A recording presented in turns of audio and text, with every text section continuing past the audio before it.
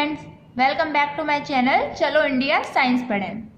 आज हम लोग कवर करेंगे एप्लीकेशन ऑफ गॉस लॉ।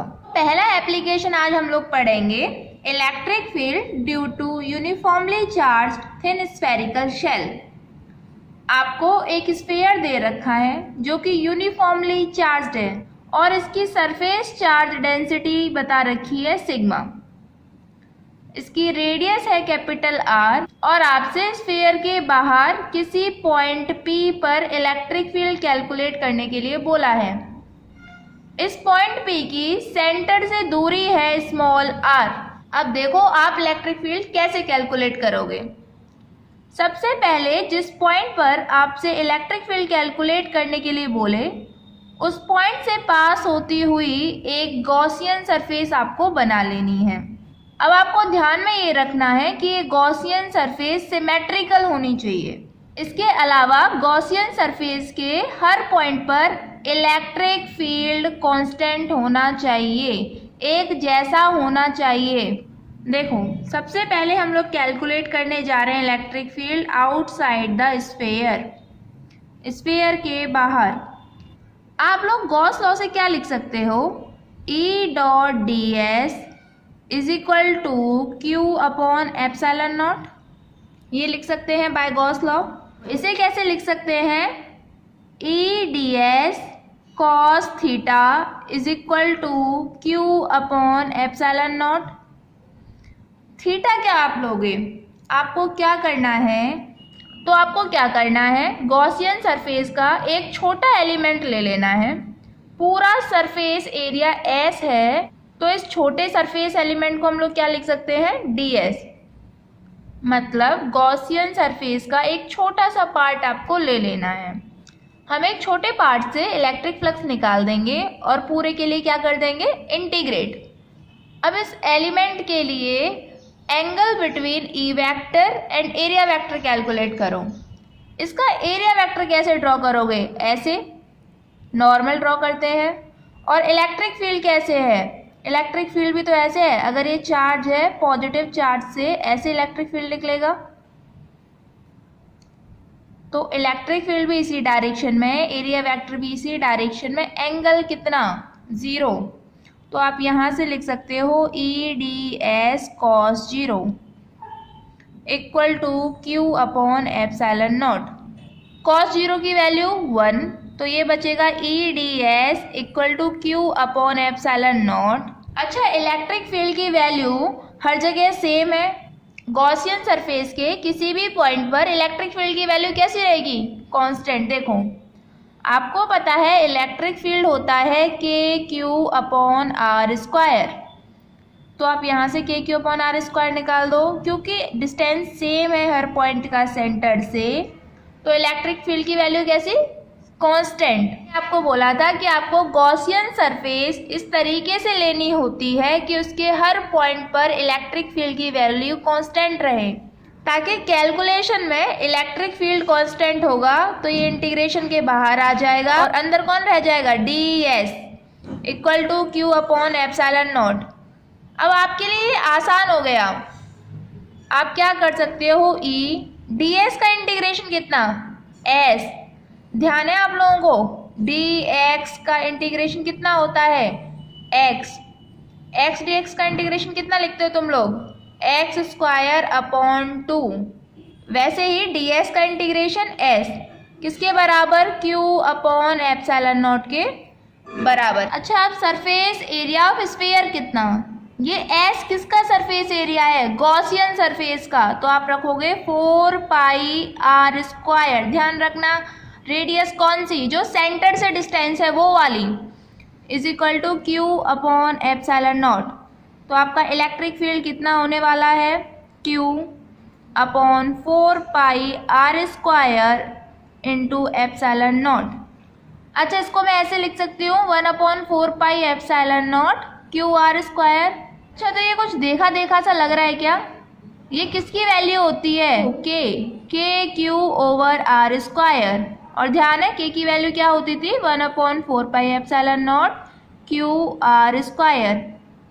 ये इलेक्ट्रिक फील्ड कहाँ पर आया है, ये इलेक्ट्रिक फील्ड आया है आपके स्फीयर से बाहर। अगर किसी पॉइंट पर इलेक्ट्रिक फील्ड पूछे तो हम क्या लिख देंगे, KQ/r²। ये सेम एक पॉइंट चार्ज से जो इलेक्ट्रिक फील्ड आता है उसी की तरह है। अच्छा, नेक्स्ट पार्ट देखो, अगर आपसे स्फीयर के सरफेस पर इलेक्ट्रिक फील्ड इंटेंसिटी पूछे तो कैसे निकालोगे।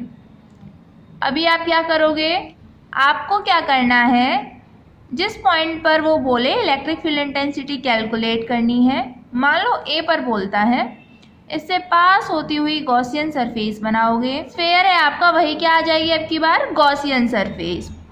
आप एक छोटा एलिमेंट मानोगे जिसका सरफेस एरिया कितना, ds, स्मॉल सरफेस एरिया।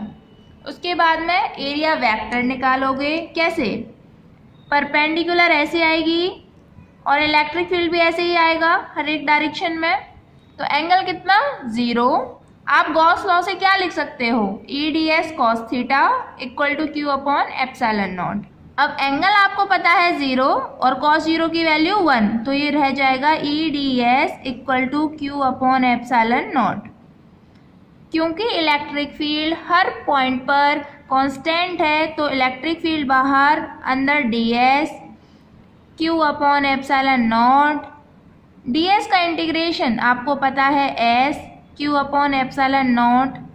और अब की बार सरफेस एरिया किसका रखोगे, 4πr²। बट r कौन सी, कैपिटल R, मतलब सरफेस की रेडियस =Q/ε0। और इलेक्ट्रिक फील्ड कितना आ जाएगा, 1/4πε0 Q/r²। 4πε0 को क्या लिख सकते हो, KQ/r²। तो चेंज क्या हुआ है, सिर्फ रेडियस चेंज हुई है। अगर सरफेस पर पूछे तो सरफेस तक का डिस्टेंस, अगर बाहर पूछे तो सेंटर से बाहर तक का डिस्टेंस लिखना है।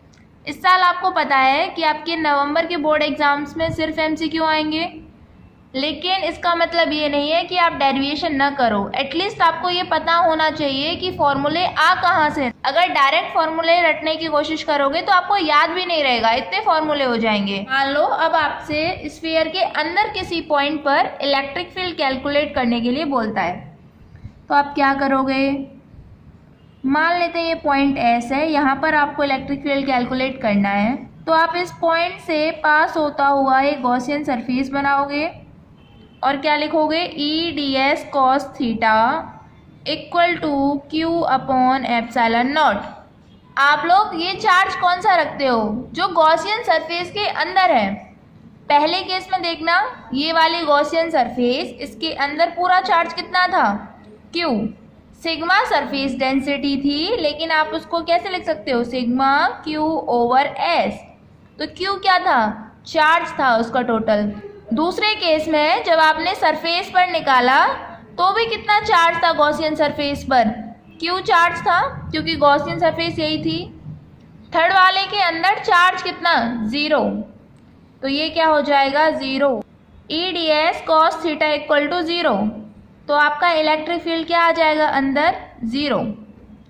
अब आप लोग ये समझो कि ये डेरिवेशन कहाँ कहाँ के लिए वैलिड है। ये वैलिड है जब आपका सरफेस कंडक्टिंग हो, यानी अगर आपने कंडक्टर ले रखा है, चाहे वो आपने सॉलिड ले रखा हो चाहे वो हॉलो ले रखा हो। अच्छा, हॉलो होता है तो आपको समझ में आ गया कि सरफेस पर चार्ज होगा, अंदर इलेक्ट्रिक फील्ड 0 होगा। लेकिन सॉलिड के केस में आप सोचोगे नहीं, अंदर भी तो चार्ज होगा। तो आप एक बात समझ लो, electric field inside a conductor is always 0। उसका रीज़न क्या होता है वो सुनो। जब कभी भी आप किसी कंडक्टर को बाहर इलेक्ट्रिक फील्ड में रख देते हो, मान लो ये बाहर पूरे में इलेक्ट्रिक फील्ड है, तो इलेक्ट्रिक फील्ड लाइंस पॉजिटिव से नेगेटिव की तरफ, तो ये वाला एंड पॉजिटिव, ये नेगेटिव। तो कंडक्टर के अंदर क्या होता है, अपने आप एक इलेक्ट्रिक फील्ड इंड्यूस हो जाएगा। इसके इलेक्ट्रॉन इस तरफ भागने लगेंगे जिसकी डायरेक्शन एक्सटर्नल इलेक्ट्रिक फील्ड के हमेशा अपोजिट होगी। देखो, बाहर इलेक्ट्रिक फील्ड ऐसे, अंदर ऐसे, और ये इंड्यूसिंग इलेक्ट्रिक फील्ड धीरे धीरे इतना बढ़ जाता है कि एक्सटर्नल इलेक्ट्रिक फील्ड और इंड्यूसिंग इलेक्ट्रिक फील्ड दोनों हो जाते हैं बराबर। और क्योंकि दोनों की डायरेक्शन अपोजिट है एक दूसरे को कैंसिल आउट कर देते हैं। तो इसी वजह से कंडक्टर के अंदर हमेशा इलेक्ट्रिक फील्ड कैसा, जीरो।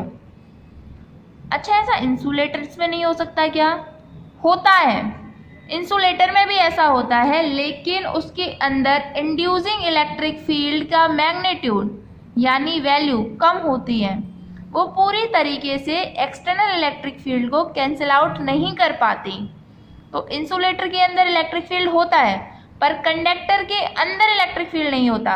तो चार्ज हमेशा कंडक्टर के सरफेस पर रहता है, ना कि अंदर। ध्यान रखना इस बात को। चार्ज ऑलवेज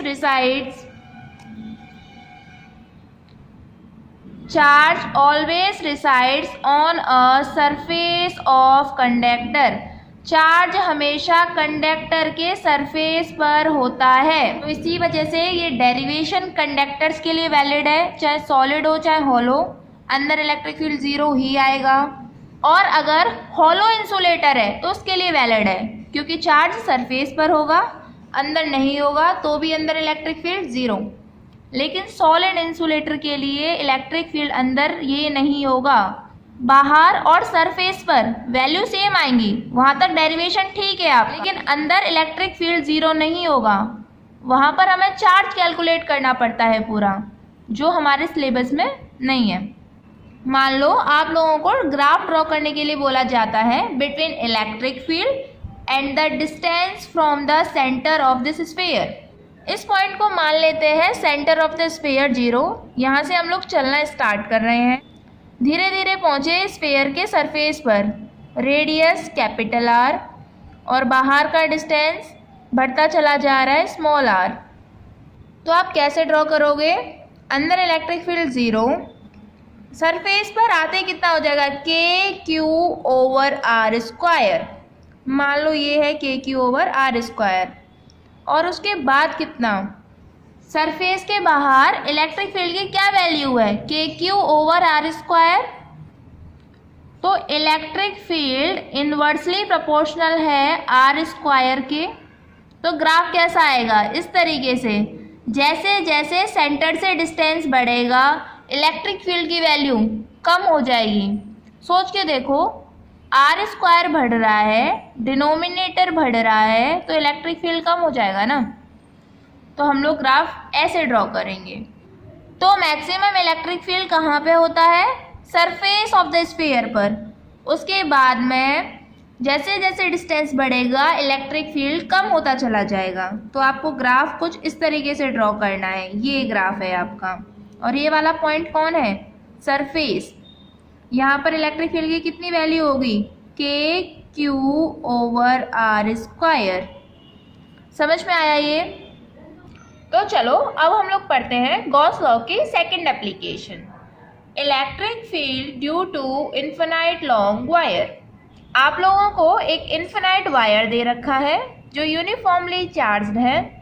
इसकी लीनियर चार्ज डेंसिटी है लैम्डा, और आप लैम्डा को कैसे लिख सकते हो, चार्ज पर यूनिट लेंथ। आपको किसी पॉइंट P पर इस इन्फिनाइट वायर की वजह से इलेक्ट्रिक फील्ड कैलकुलेट करना है। तो आप सबसे पहले क्या करोगे, उस पॉइंट से पास होती हुई एक गॉसियन सरफेस बनाओगे। इन्फिनाइट वायर की वजह से ये गॉसियन सरफेस आएगी सिलेंड्रिकल। और फिर हम लोग क्या करेंगे, गॉस लॉ से इलेक्ट्रिक फ्लक्स कैलकुलेट करेंगे।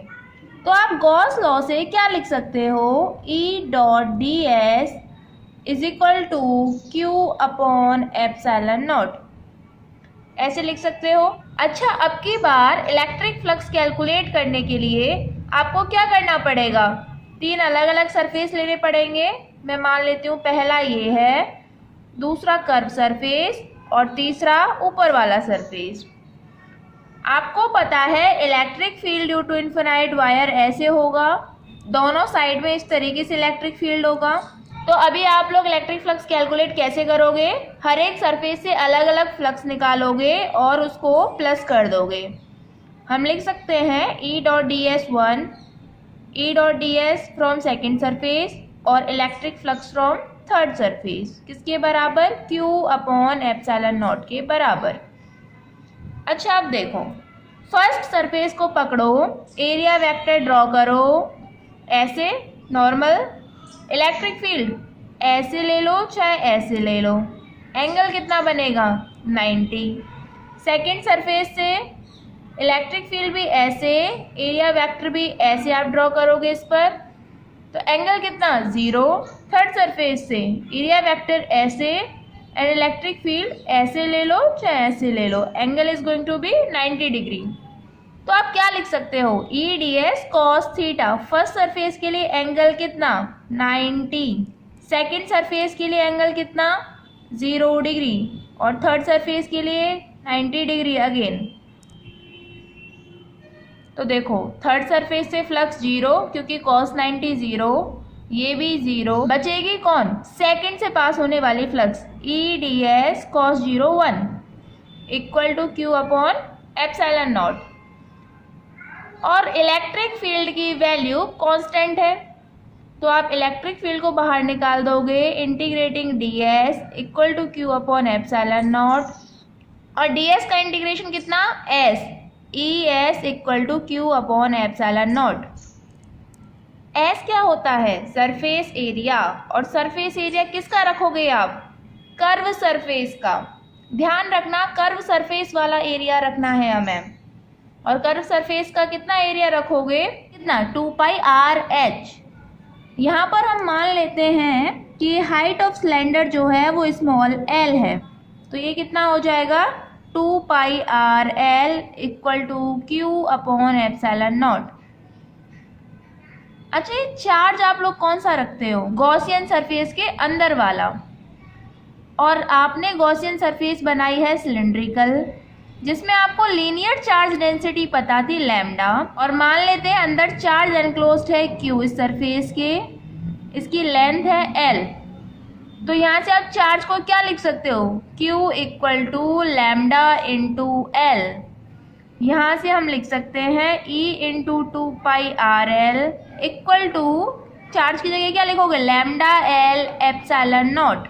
तो यहाँ से इलेक्ट्रिक फील्ड कितना आ जाएगा, lambda L upon 2 pi R L epsilon naught, L से एल कैंसिल, तो कितना इलेक्ट्रिक फील्ड बचेगा, lambda upon 2 pi epsilon naught are.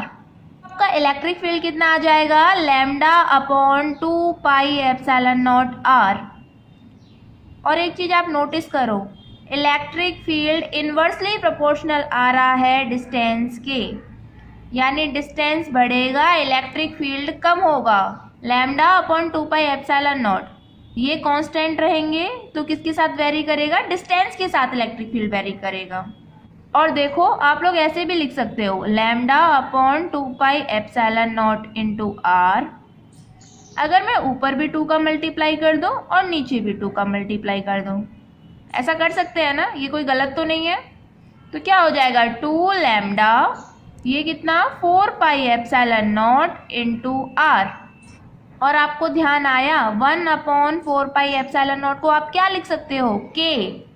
तो क्या फॉर्मूला हो जाएगा 2k लैम्डा अपॉन आर। ध्यान रखना चाहे वो ऐसे लिख दे चाहे ऐसे लिख दे, बात एक ही है। यहाँ पर k की क्या वैल्यू है, 1 अपॉन 4 पाई एप्सिलॉन नॉट।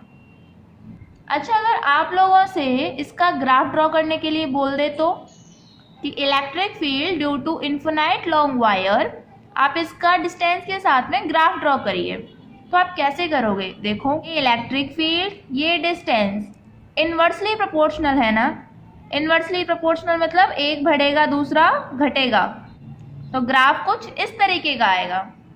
तो चलो अब हम लोग पढ़ लेते हैं अपनी नेक्स्ट और लास्ट एप्लीकेशन। आप लोगों को इलेक्ट्रिक फील्ड कैलकुलेट करना है due to infinite plane sheet.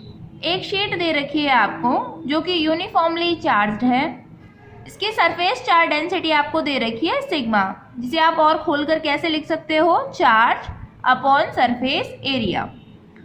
आपको किसी पॉइंट P पर इलेक्ट्रिक फील्ड कैलकुलेट करना है, तो आप सबसे पहले क्या करते हो, उस पॉइंट से पास होता हुआ गॉसियन सरफेस बनाते हो, और इस इन्फिनाइट प्लेन शीट के लिए ये गॉसियन सरफेस आएगा सिलेंड्रिकल। और आप क्यूबॉइड भी बना सकते हो, वो भी सही है, रिजल्ट सेम आएगा।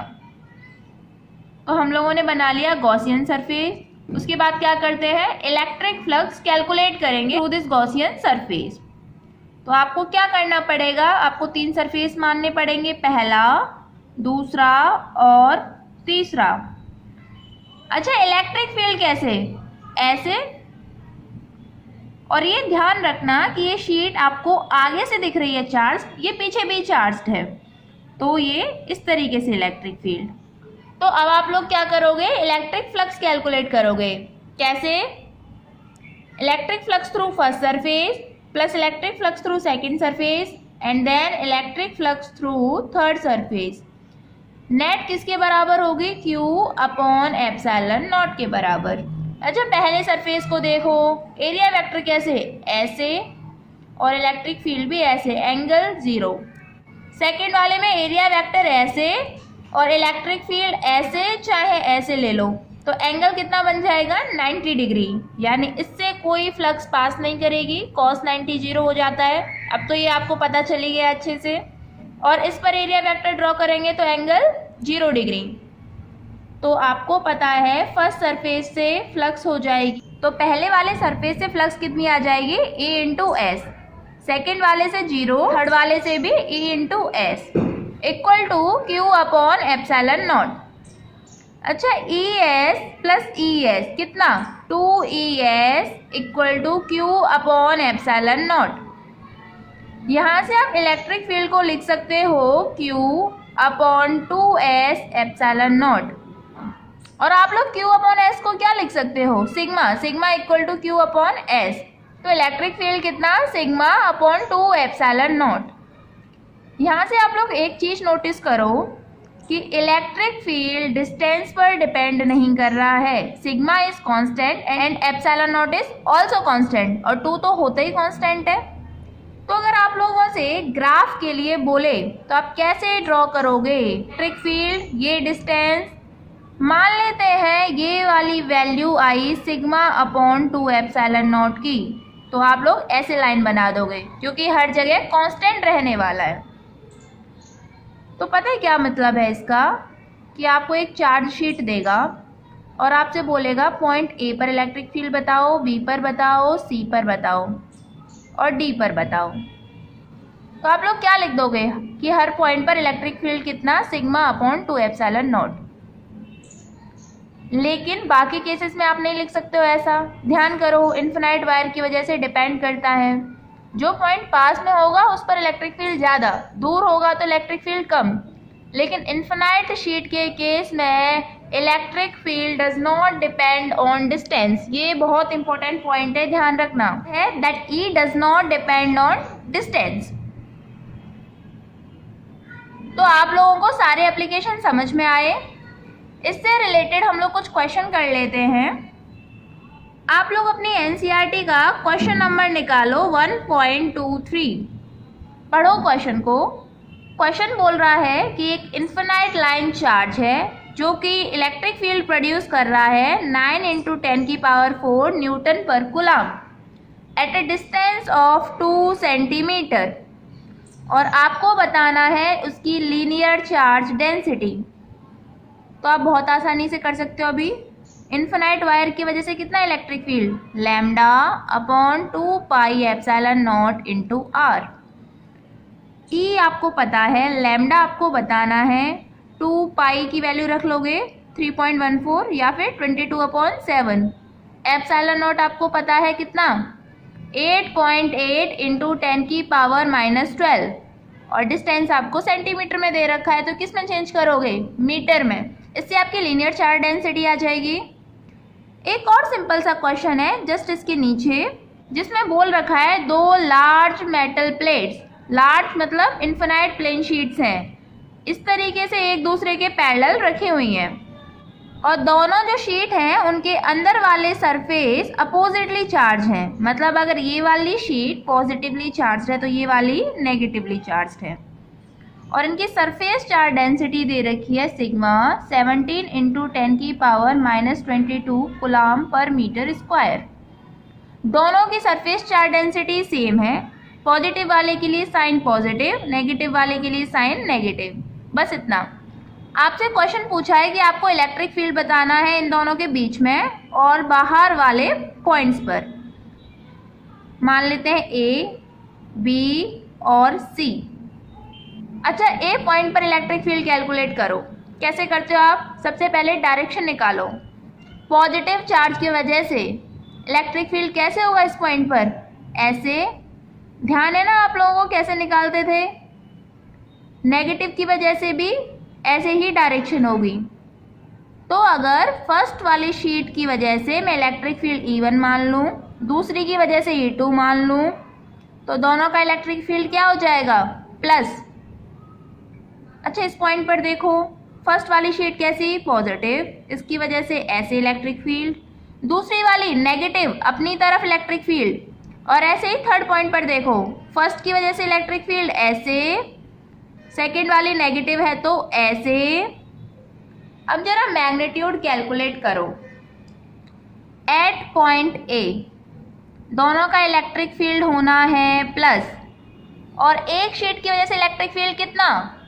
सिग्मा अपॉन 2 एप्सिलॉन नॉट, दूसरी की वजह से भी सिग्मा अपॉन 2 एप्सिलॉन नॉट। कितना हो जाएगा ये? 2 epsilon not sigma sigma 2 sigma. This is going to be sigma upon epsilon not. Direction भी आपको पता चल गई, मैग्नीट्यूड भी पता चल गया। अब आप लोग सिग्मा की वैल्यू रख सकते हो जो आपको क्वेश्चन में दे रखी है, एप्सिलॉन नॉट भी आपको पता है, तो आप मैग्नीट्यूड बड़ी आसानी से निकाल सकते हो अभी। अच्छा, पॉइंट बी पर देखो जरा, सिग्मा अपॉन 2 एप्सिलॉन नॉट मान लेते हैं ये है, ये फर्स्ट की वजह से मान लेते हैं E1, ये सेकंड की वजह से E2। यहाँ पर नेट रिजल्टेंट कैसे निकालोगे? दोनों को माइनस कर दोगे क्योंकि एंगल कितना? 180 डिग्री। तो पहली की वजह से भी इतना और दूसरी की वजह से भी इतना, तो नेट इलेक्ट्रिक फील्ड कितना? 0। अब यहाँ पर ये कंफ्यूज मत होना कि ये सिग्मा इसका पॉजिटिव होगा, इसका नेगेटिव। सिग्मा का मतलब सिर्फ सरफेस चार्ज डेंसिटी से है, पॉजिटिव नेगेटिव चार्ज है और उसकी वजह से सिर्फ डायरेक्शन चेंज होगी। ऐसे कंफ्यूज होने की ज़रूरत नहीं है, और डायरेक्शन हम लोगों ने पहले निकालनी है। तो इलेक्ट्रिक फील्ड बी पॉइंट पर कितना? 0। और इसी से आपको समझ में आ गया होगा कि सी पर भी कितना आने वाला है? 0। तो यहाँ पर हमारा गॉस लॉ होता है ख़त्म। आई होप आप लोगों को ये बहुत अच्छी तरीके से समझ में आ गया है। इस पर अब आप लोग क्वेश्चन प्रैक्टिस कर सकते हो। So thank you students, and share this video with other students. और आप लोग अपने नोटिफिकेशंस पक्का ऑन करके रखो, क्योंकि जैसे आपकी क्लास की वीडियो आए आप लोग उसे देख सको। Okay, thank you.